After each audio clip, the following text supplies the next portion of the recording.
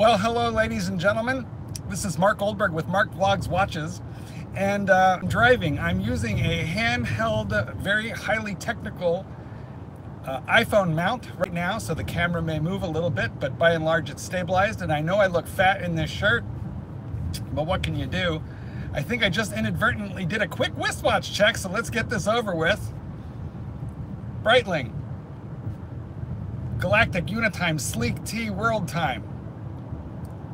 So, which is a horrible name for a lovely watch. So let's talk for just a quick second. And in fact, what I'm going to do while we do this, give me a second here. This is a highly technical situation. We're going to turn this around so we can kind of look at my watch. Please avoid the fact that you may also inadvertently be looking at my crotch from time to time. If you hear me address somebody that makes no sense, understand that this broadcast is going live over the YouTubes. However, it will post up, and then you will not really see the live comments that I'll be seeing as people make them. So listen, here's the thing. I have a bunch of Rolex watches. Let me run through them for you quickly. What do I have in the way of Rolex? Well, I have pre-ceramic, two-line no-date sub, pre-ceramic, Sea Dweller, neither of them with tritium. I have a Batman GMT. I have 16613 pre-ceramic two-tone Rolex Bluesy. And I have, I don't know what else. Is that it? Oh, a Datejust. I have a 1987 two-tone champagne dial, fluted bezel, old clasp, hollow center links, Jubilee bracelet, Datejust. Okay, so do the math, it's a bunch of Rolex. But there's this reality that we all face as we get deeper and deeper into the Rolex range. And that is horological boredom.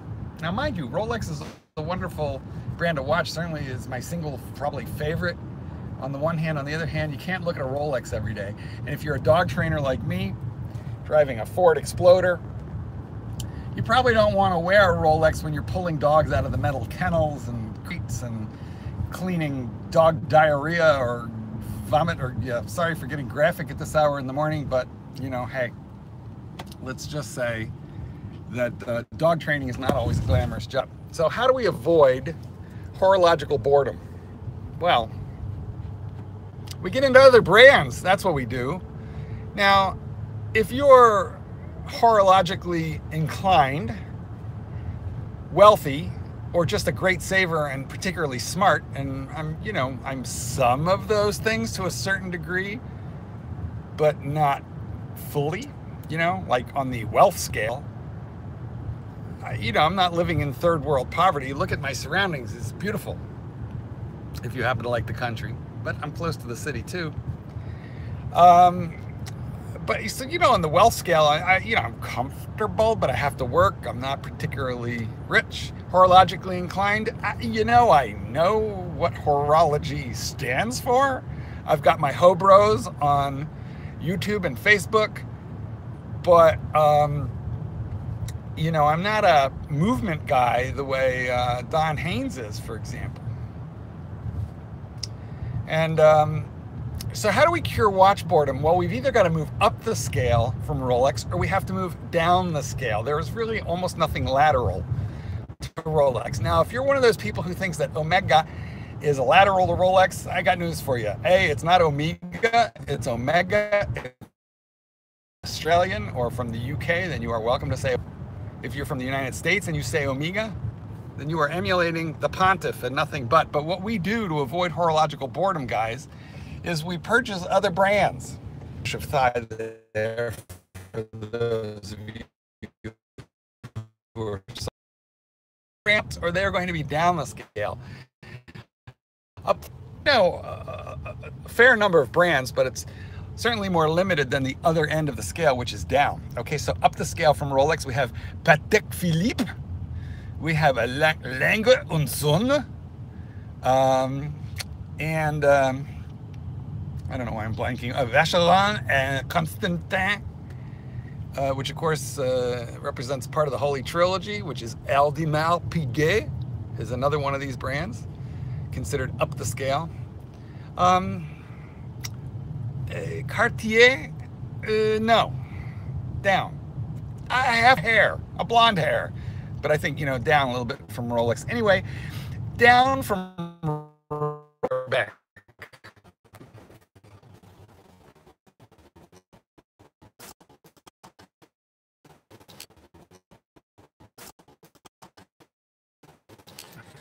You're going to want to buy something and you feel perhaps like you have enough Rolex, or maybe one was enough for you. And you are going to then experiment with other brands. So what I'm wearing here was intended to help me with my horological boredom, and it does. This is the Breitling that I was talking to you about. It's a world time, gorgeous dial, 100 meters of water resistance. It's a 44 millimeter watch. It's not terribly tall, but it's certainly, I don't know, that's probably like 14 millimeters anyway.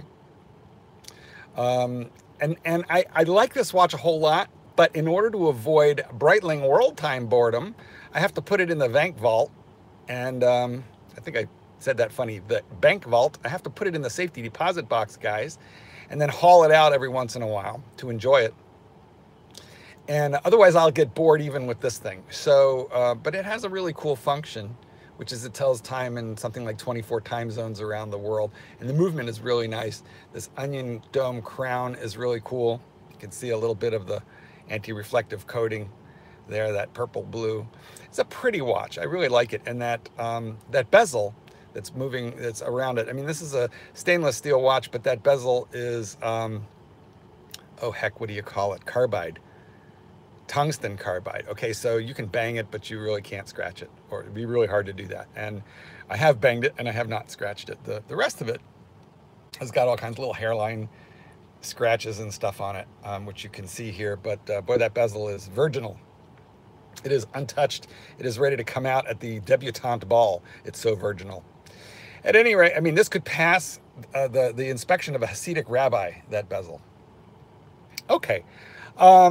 And then, but you know, eventually you're going to get bored with it. And that's why I also pulled out of the bank vault the ball. I pulled my ball out. And as you know, I have one ball, although quite frankly, I have another ball incoming. So soon I will be a 2-ball man. I'm going to clean it because it looks real smudgy. Soon I will be a 2-ball man, unless I decide to sell this. So if you love the look of this thing, markgoldberg8@gmail.com. You can get a hold of me and see about purchasing this thing from me. But I don't know, I might keep it. I kind of like it. I mean, what happens with this watch is it's very aggressive. It's 42 millimeters. It's 17 millimeters thick. The design cues on it are extremely aggressive. I really like the tritium tubes, though. This is a nice watch to wear at night because it glows constantly. It is a combination of titanium here and steel here. I think the clasp is steel, but there's a lot of titanium on this watch. So I can tell you what, I weighed it out, and this guy weighs, I want to say 165 grams, which is substantial. So it's not featherweight. However, it is a lot lighter than it would be if the thing was made completely out of titanium. So this is a whole lot, better in terms of weight than, let's say, a Pelagos. Somebody in the comments just said that it's pins in the bracelet. It is not pins. Ball makes a really amazing bracelet. It is screws, and then it's not even a pin or a bar holding the bracelet on. It's these very weird little sorry, I got a phone call there. Very weird little screws. So you can see this watch is definitely not to everyone's taste. I constantly call it highly aggressive. But nonetheless, I like it. The thing is that I get bored with this particular watch if I wear it for more than a few days at a time. So this is one of those watches that I pull in and out of rotation. The same is true of this. So listen, here's my tactic. This is the word of advice that I'm going to give you to avoid horological boredom, which is, by all means, if you have a Rolex, wear it. But if you have a number of watches in a tier somewhat below Rolex, which I do, that includes Ball, Omega, um, Breitling. In fact, I have 4 Breitling. I've overdone it on Breitling, guys. I want to sell some Breitling. So if you're in the market for some weird Breitlings, except for not this one, I'm keeping this world time, you can contact me. But in order to avoid boredom, what you have to do is you have to rotate your watches. So what you do with your watches is you put them away in the safe, the bank deposit box, something like that. Like, get them out of your sight. In fact, better yet, get them out of your house. What you really want to do is get them out of your house. So go get a bank vault at your local bank. It's not very expensive to do that. Or if you have some money, you know, on deposit with the bank, sometimes they'll give you the bank deposit box. But you want to get these guys out of your sight. If you keep your watches in a box and you're constantly seeing that box and playing with that box because you're playing with your Barbies, well, what's going to happen is you will find watch ennui, watch horological boredom. You will find it entirely unavoidable. The only way to avoid it is to get your watches out of your house, out of sight, out of mind, and then periodically rotate through them, which is what I do. I'm excited to see this watch and also this one. But I guarantee you, somewhere within the next week, both of these guys are going to go back into the box and I'll pull something else out because I'll be tired of them. If I couldn't get rid of them for a little while, I would probably start hating them, flip them at a giant loss and buy some other POS that I would then have to later flip at another giant loss. And this is the way a lot of people lose money in watches. So I recommend that you buy stuff that you like, buy it very cheap and well. I got both of these at substantial discounts off of retail, like a lot off of retail. Like I could sell them and not lose my shorts if I had to do that. But ideally what you do is you just rotate through them along with your good watches, which is Rolex and above, and you avoid the dreaded scourge of horological boredom. Well, guys, I hope that you like this little video. Please subscribe, like, squish, do all those little YouTube things that I would ask you to do. Put on the little alarm bell so you know when I'm uploading or when I am going live. For those of you who joined me live, thank you so much for all those nasty comments that you made. I also appreciate it. If you did not leave a nasty comment, please leave one now in the comment section or ask a question. And I do actually read these. I do read my comments, and where appropriate and when I have time, I answer them. So thanks for joining me, guys. Take care. See you next time.